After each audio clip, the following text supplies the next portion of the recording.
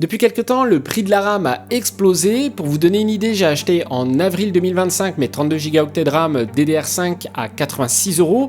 Maintenant, il faut compter plus de 450 € pour avoir la même quantité de RAM.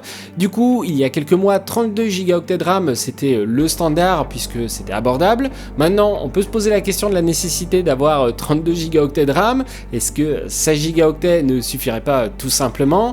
Et est-ce qu'acheter une première barrette de RAM de 16 Go en attendant de pouvoir acheter une seconde vaut le coup? Quel est l'impact du single channel comparé au dual channel? On va tenter de répondre à ces questions dans cette vidéo. Pour information, j'ai réalisé mes tests avec mon kit Crucial Pro 6000 MHz CL36. Je n'ai pas de CL30 sous la main, mais la différence en termes de performance n'est pas énorme non plus. Et quoi qu'il en soit, l'objectif est surtout de voir si 16 Go suffit pour jouer. L'objectif de la vidéo, c'est surtout de répondre à la question qu'est-ce que je perds en termes de performance si j'achète une barrette de 16 Go et est-ce que j'aurai des limitations pour jouer avec seulement 16 Go?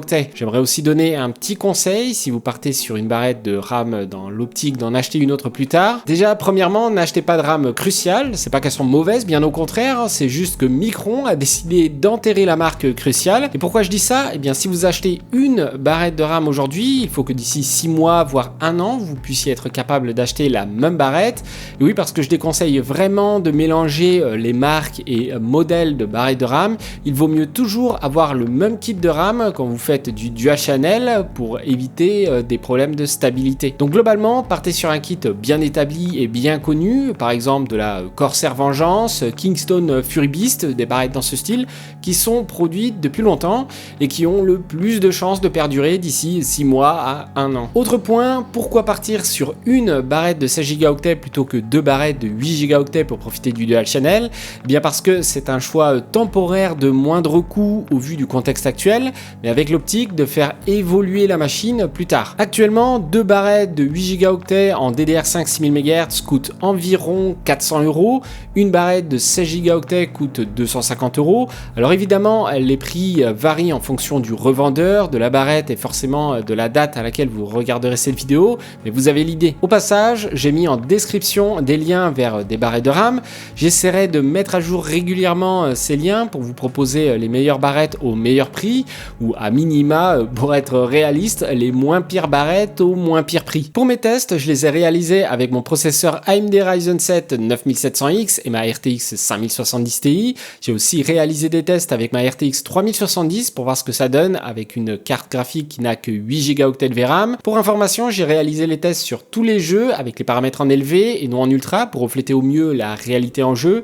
J'ai aussi activé le DLSS dans sa version 4.0 avec les paramètres Quality. Les tests ont été réalisés sur un Windows qui est en place depuis environ 1 an, donc c'est pas une fraîche install de Windows.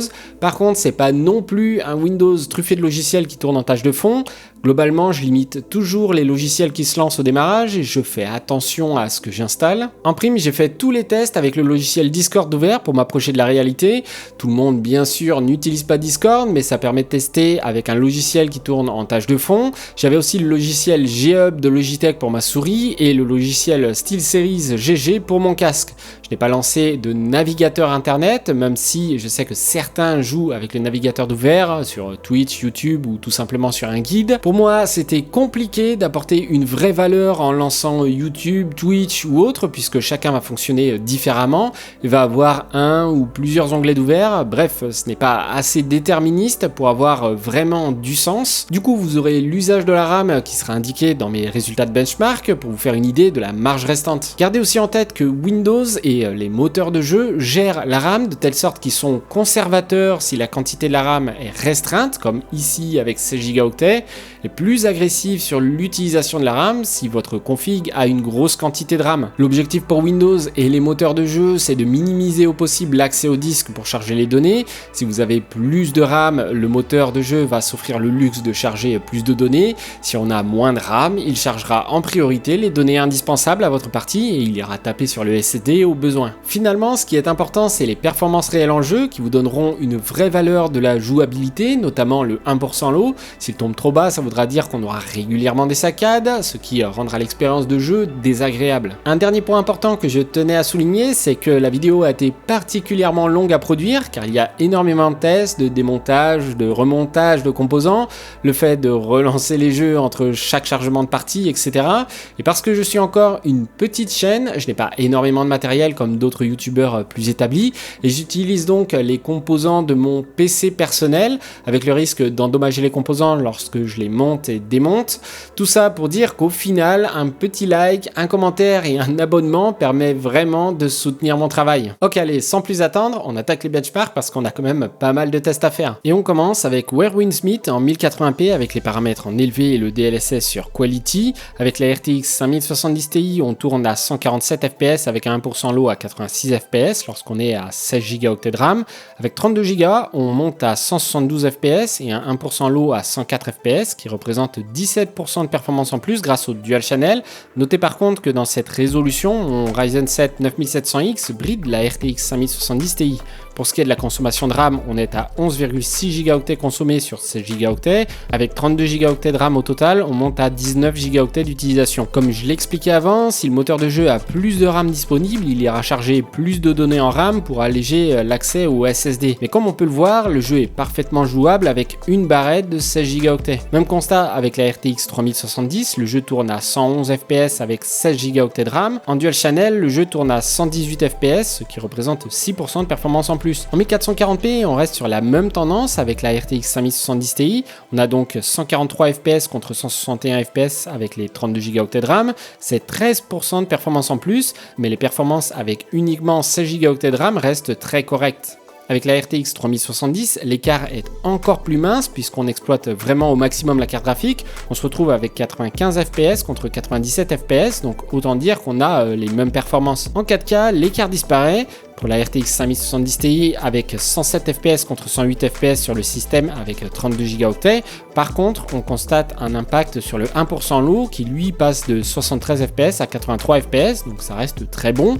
La RTX 3070 de son côté souffre de son manque de VRAM et ça se vérifie sur la consommation de la RAM. Elle passe de 11,6 à 12,9 Go et j'ai mesuré une consommation de VRAM moyenne de 7,3 Go avec des pics jusqu'à 8,8 Go. On passe à Cyberpunk 2077 en 1080p avec les paramètres en élevé et le DLSS 4.0 sur Quality.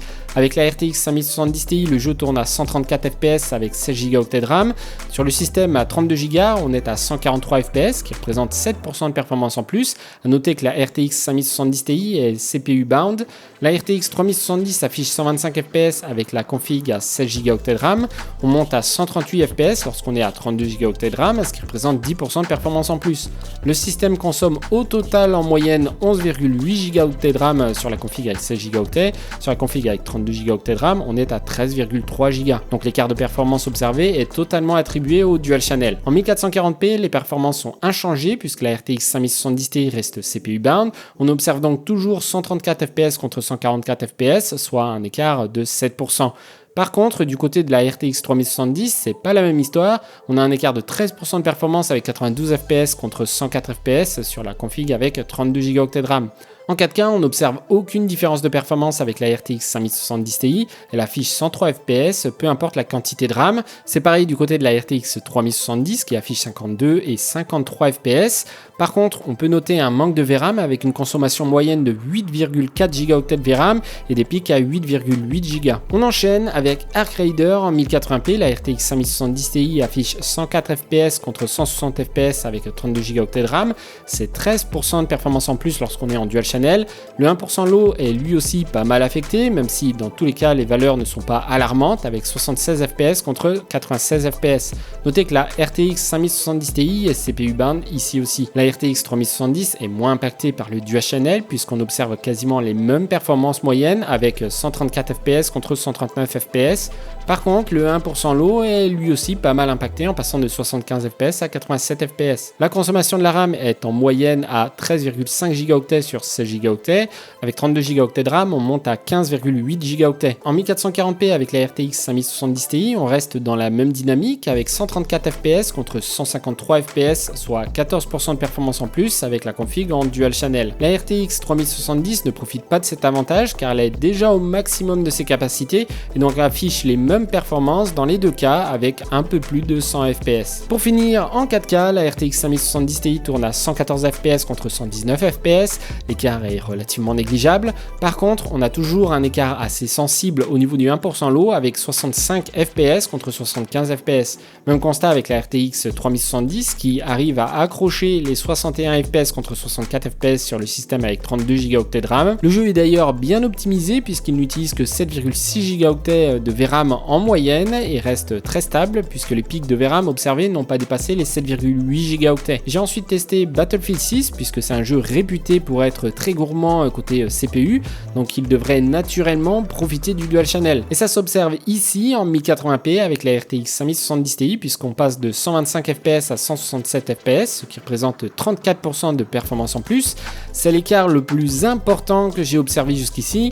Il faut en plus souligner que la RTX 5070 Ti est CPU bound. Du côté de la RTX 3070, l'écart n'est pas aussi important avec 123 fps contre 130 fps, donc un petit 6% de performance en plus. Du côté de la consommation, on est à 11,2 Go sur 16 Go de RAM. Avec la config à 32 Go de RAM, on monte à 14,2 Go d'utilisé. En 1440p, on passe de 122 fps à 153 fps avec la RTX 5070 Ti, soit un écart de 25%. Du côté de la RTX 3070, c'est beaucoup plus timide avec 94 fps contre 99 fps. Pour finir, en 4K, la RTX 5070 Ti affiche 100 fps avec 16 Go de RAM contre 103 fps avec 32 Go de RAM.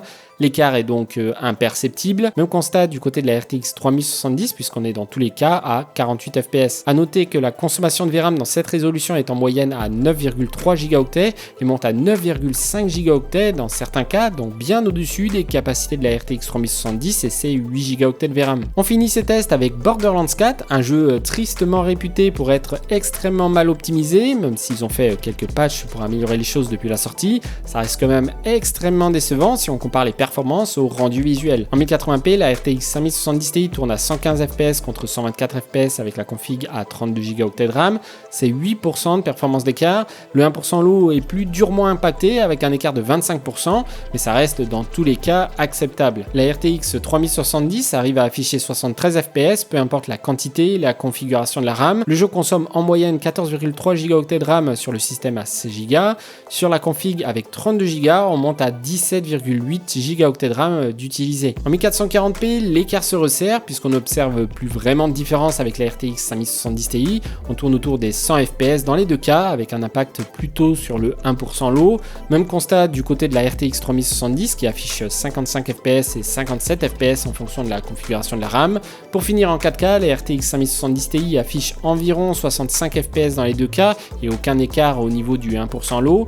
La RTX 3070 est en souffrance avec 30 fps dans les deux cas. Elle souffre clairement de la mauvaise optimisation du jeu et plus particulièrement du manque de VRAM puisque le jeu consomme en moyenne 10 Go de VRAM avec des pics à 10,3 Go. En conclusion, comme on vient de le voir, il est tout à fait possible de jouer avec 16 Go de RAM, mais il faudra tout de même faire attention de ne pas être trop gourmand sur les logiciels qui tournent en tâche de fond, particulièrement le nombre d'onglets du navigateur internet. C'est gérable bien sûr, mais en fonction des jeux, ça peut avoir un impact plus ou moins sévère sur les performances. On a pu voir qu'en fonction des jeux, on n'a pas toujours autant de marge de manœuvre. L'autre point intéressant est qu'aucun jeu testé sature la RAM sur notre config avec 16 Go. Windows et le moteur de jeu arrivent à gérer suffisamment correctement la RAM pour minimiser l'impact en jeu. On peut d'ailleurs noter que Where Windsmith consomme plus de 19 Go de RAM sur les configs avec 32 Go, mais il sait être sobre lorsque le système n'a que 16 Go en consommant uniquement 11,6 Go de RAM, le tout sans avoir d'impact significatif sur les performances. On observe finalement surtout un écart de performance dû à l'utilisation du dual channel plutôt qu'à un potentiel manque de RAM. Globalement, lorsqu'on n'a que 16 Go de RAM disponible, on se retrouve avec une consommation autour des 12-13 Go et niveau performance, je n'ai pas noté d'impact significatif qui rendrait l'expérience désagréable. On observe globalement un écart de 15% de performance en faveur du dual channel avec la RTX 5070 Ti en 1080p, 12% en 1440p et un écart négligeable en 4K.